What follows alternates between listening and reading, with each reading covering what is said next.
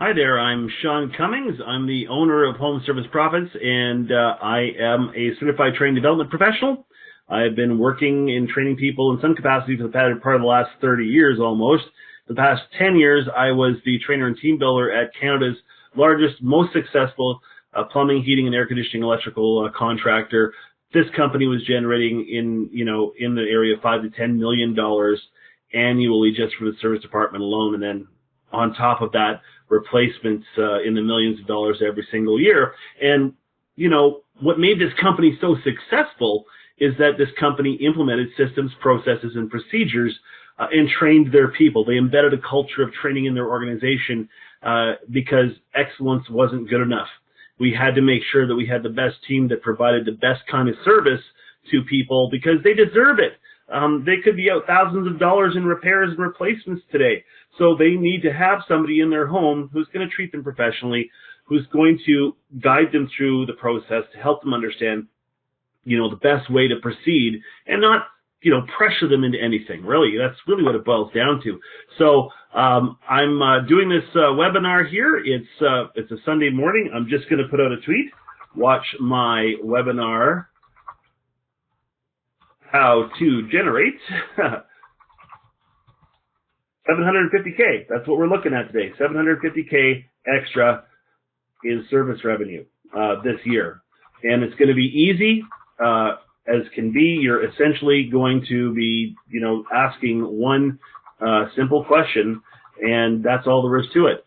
It's not that hard. You just have to train your people to do it. So we're going to talk about that. It's a safety inspection. We're going to do a safety inspection on calls. We're going to generate an extra $750,000 per year for your company. I'm going to explain to you how you can do that. So here we go with the webinar. Let's get started.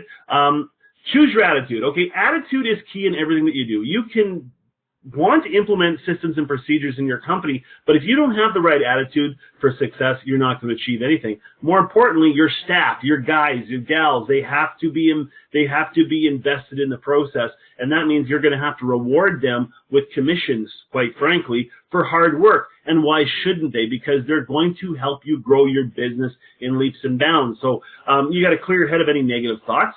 Focus only on the customer's needs. If you're a technician or a call taker or the owner of the company, you've got to focus on the customer's needs. Because if you take care of the customer, they're going to come back. They're going to refer their friends. They're going to give you 5-star reviews online, which you should be going after because that is a way to optimize your search engine optimization. So remember, if you think you can do it or you think you can't do it, you're right. You weren't expecting that. The reality is that I don't get to choose your success. You choose your success. I don't get to choose your failure. You choose your failure. You have a choice to make. Do you want to implement systems and processes and procedures to help you grow your business exponentially, or do you want to actually proceed with spinning your wheels in the mud and continue sinking further and further and further into the abyss? Okay? So that's the reality, right? You choose your attitude. Some common mistakes when we go to people's homes, right? Or when we're answering the phones, whatever. We make assumptions. We think we know what's best for the client. We think we know what the client wants. Okay? We're in a hurry. Technicians go to a call. They want to get on to the next call. They want to rush through a call. And when you rush through calls, you make mistakes. And those mistakes create callbacks, which means the technician has to go back to solve that problem. And you're not making any money because that technician could be at another call making you money instead of correcting a mistake from being rushed. We don't educate the clients enough about their equipment inside their homes. I mean, homes are filled with complex mechanical systems. They need to understand that you got to maintain these things for longevity and to help reduce energy bills, right? We don't offer everything the client needs. Most technicians at most companies, like 98% of them, just go to their repair companies. They get a call, I got no hot water, I got no heat, I got no cooling, something popped in my circuit panel. The guy gets dispatched, fixes the problem, and leaves and goes to the next problem. And as a result, anything else that might be going wrong in the house he hasn't even looked at, and he could have tried to generate repairs from that. And we try to sell. Sometimes when you're really good at this stuff, you forget that your primary job is to be a technician, and you try to sell stuff to people. Look, if you want to be a commissioned salesperson, go work at a car dealership, okay? That's what commissioned salespeople do. You are a technician who just offers solutions to people, and you charge money for it. That's all there is to it. Okay, there can be big mistakes. I love this picture. This is like a shot of an armada going across the English Channel. Okay, the morning of D-Day. This is the invasion of Europe. And you know, if there were any German intelligence people there, they made a huge mistake because they thought the attack was coming at the narrowest part of the channel at Pas-de-Calais and actually not in Normandy. So that was a huge mistake for the Germans, and it ended the war. So, you know, big mistake number one, though, in going to people's homes is TMI, too much information, where the technician just blah, blah, blah, blah, blah, blah, blah, and talks way over somebody's head. The next thing is that blah, blah stuff. I call it technological bafflegab, right? You just throw technological bafflegab stuff that, you know, technicians might talk to each other about, and it's perfect language to them that makes sense, but to the average homeowner, this is their face. Like, what the heck are you talking about, right? Homeowners just want to know what the problem is and how to fix it and get on with their day, because this has inconvenienced their day. They've lost time from work. They're losing money probably because they're at home with you today.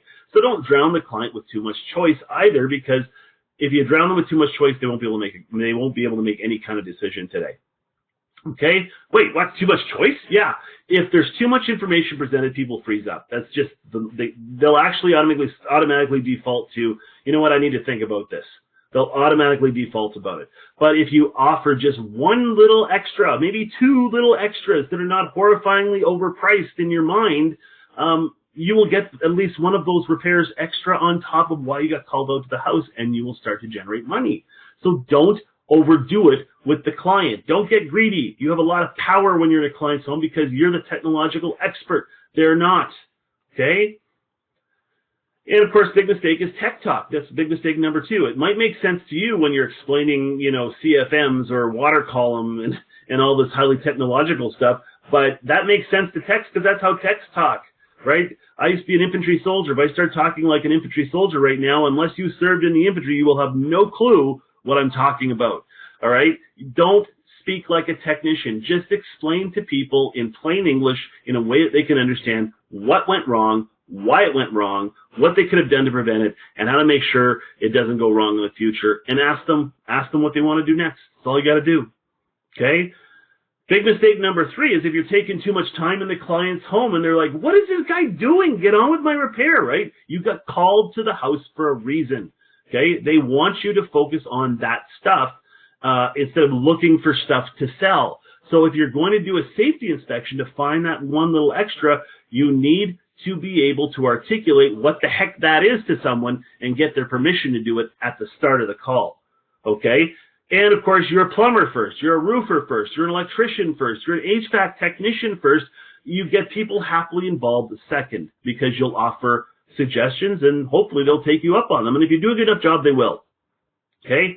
Now, you should have a tech packet. Everybody should have a technician packet with like a safety inspection sheet. So you have a record that you've done a safety inspection of the person's home. They would get a copy of that. That's a value-added service. Okay? An invoice, you should have that in there. You should have an upfront pricing guide. If you don't know what an upfront pricing guide is, very simply, it's a menu book of all of your repairs, very simplified into 5, 6, 7, 8, 9, 10 levels of pricing, and that's it. And if you don't know how to make one, give me a call, 306-261-5195, or email me homeserviceprofits@gmail.com, and I will happily show you how to do it. Okay? A club membership form. Boy, oh boy, if you don't have club members, service plans, you should have those because club members will constantly come back to you for new business. They will refer people to you, but most importantly, they will keep the doors open when periods of time are slow, okay, when business is slow, because you can go into somebody's home and give them their free club member tune-up every year, and during that time, your technicians are employed, and 90% of the time, they're finding another repair to do, okay? And there should be an option sheet, a 3-option sheet to show them 3 options that they have today to decide what they want to do next, okay?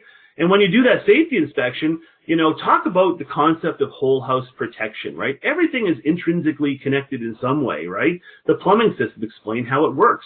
Explain where water comes from. Explain why you have to do maintenance on things like your water heater, for example. Explain, you know, the effects of dirt and corruption on the outside unit for the air conditioning system, right? Explain why you have to do whole house protection. And I like this one. I like those old 2-color Bic pens. Black for the information, red to circle the important stuff. When people see the stuff that's circled, they will focus on that, and you will be able to come across once again as the expert and not hyper focus, but really draw their attention on the things that they need to know the most. Okay? Explain what you're going to be doing at the start of the call, right? Let the client know that you're going to be doing a complete safety inspection. There's going to be no charge for it. You know, Bob and Betty, while I'm here, I'm going to do a complete safety inspection on your electrical system just to make sure everything's going to be okay. And if I find anything, I'll make sure you're aware of that. And if there are any repairs, I'll put them onto an option sheet. So you'll have like several options to choose from. You're going to get to decide what's going to happen today. And you're going to have peace of mind knowing that we took care of the safety inspection, that there's no hidden charges because we show our prices up front. That's it. That's a script, kinda. That's really what you're doing, is let them know at the start of the call what's going to happen next. Okay? Here's some facts about clients, guys, okay? Most clients don't know what great service is. Why? Because there's an epidemic of abysmal service in North America, everywhere from Home Depot to Walmart to, any big companies. People experience a lot of bad service, right? Those are great companies that do all kinds of great things, but the reality is that customer service, most people have bad experiences with that, all right? Most clients don't know what great service is, and we've seen some pretty bad service lately. United Airlines has been in the hot seat on the social media lately because of dragging a client off of a flight because they purposely overbooked the flight. That's not great service, okay? People also think that you should come to the house, fix the problem, get out as quickly as possible because that's what they're used to. So when you go to their home and you have a structured process, it's going to be something they've never seen before. People think that all repairs should cost no more than $200. Seriously, they think that. That's like a psychological barrier inside their head, right? And when it's over $200, they start asking questions like, well, how much does it cost for this part and how much does it cost for that part? Because you haven't built the value up front.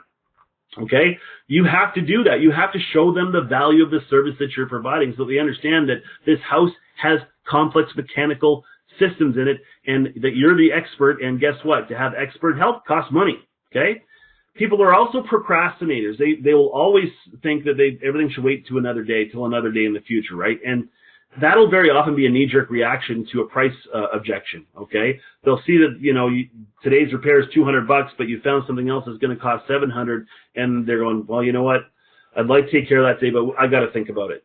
And that's what you're going to hear from them, right? Or they would try to fix it themselves, but they don't have time. That's a smokescreen, because the reality is that if you've been in this business for a while, you'll know that we love people that try to fix it themselves because they invariably realize that, oh my gosh, you actually have to have some skill to do this. Maybe you had to go to school to do this, and they call a company to fix it for them. So those are facts about consumers, right? But for a technician, you've got to paint a picture in the client's mind. Explain to them what will happen if they wait, right? I like to use an example, like there's an inducer motor, and the bearing's going. You see this inducer motor, Bob and Betty, and it's making a little whiny sound? Well, the bearings are going on it, right? This inducer motor, helps channel all the deadly poisonous carbon monoxide gas up the chimney, right? So the fact is this inducer motor is still working, but it's going to break down. Now, right now, it's May, and you don't need to use your furnace. So when do you think that this thing's going to break down? Well, probably 2 o'clock in the morning, the coldest night of the year when it's -30 outside, maybe at Christmas time and you've got friends over. You don't want that to happen, do you? See what I just did there?